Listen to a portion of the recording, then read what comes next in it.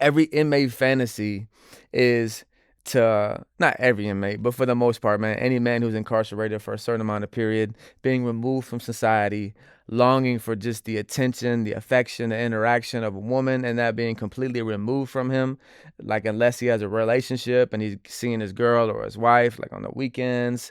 And even then, a lot of guys who have relationships while they're incarcerated, with women who are outside, some people don't get Vizzo every weekend, man. That can be taxing on the girl, on the family member, the wife, whatever.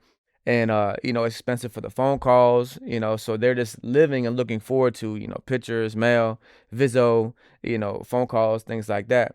But for the most part, there's a lot of guys incarcerated who don't have relationships, whether they're doing a long amount of time, or you just know the story, man, that whenever someone catches a bid, man, their girl just, burns up on them, and she hits them with that Dear John letter, like, yo, I love you, I'm sorry, but I can't do it, da da. And you find out a week from now, a month from now, years from now, she's talking to your homie or somebody else, or she's just out the picture completely. So for the majority of the inmate population, it's the fantasy of the man to go ahead and pull him one, to get him, that bad female officer who just started working, or that nurse, or knowing that girl, she's steady in different relationships with guys in the prison. So that can be the fantasy and the desire, of the majority of inmates, to snag them a female officer, or a female medical, staff, or whatever, food service worker, to be in a relationship. All right, so you got different types of inmates who are strategic and intentional about trying to enter into a relationship with a woman. All right, so you got the guy who's just laid back and normal, and he's really not even really like on that type of time to where he's just trying to pull him a woman that kind of falls in his lap. So he's not really pressing them, he's not really like pulling up on them. He's obviously maybe showing like intentional attraction with the eye contact and, a brief conversation. And for the most part, man, he plays it safe and, isn't trying to get in trouble or go to confinement. And he pretty much allows the woman to be the aggressor, to be the one who approaches him. And he allows, her to come to him. So you got that type of inmate who just plays it real cool, laid back, and he just lets it fall in his lap, and it happens all the time. But then you got the exact opposite of that, and that's the aggressor. This is the inmate who is completely ruthless. I mean, at every corner, he's looking for the opportunity to pull up on any woman officer, any woman food service worker, any woman nurse, and he's in their chest. You know what I mean? Trying to start conversation.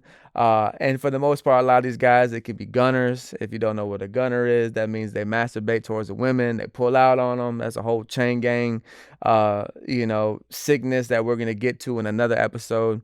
So he'll be the guy who'll be the first one to pull out, pull his fire out. So he's the aggressor. He's being intentional of trying to do everything that he can to pull him a female officer or any type of female staff. But then you also got the finesser, the player. So this guy, for the most part, this type of character, this type of personality in the chain gang, this is the one who got bodies. As far as this is the guy who's always landing him a relationship with staff. He's always getting transferred from prison to prison because he's getting snitched on or he's getting caught. But this is a guy who's got a track record of, many women under his belt, per se, of relationships. So this is the guy who is very tactful when it comes to his interaction with the women. And for the most part, these are the guys who are like big dope boys on the streets, that's very street smart. And, they were somebody in society that got money, and they just know how to operate. They're just ladies' men in general. So for the most part, these guys, they're not just looking to be in a relationship with the woman for sex. Of course, that's part of their intention. But for the most part, these guys are just looking for a route, an avenue, a way to get drugs into the prison, a way to get phones into the prison. So they're approaching the women officer or the woman food service worker in an entirely different intention, with a whole different purpose behind it.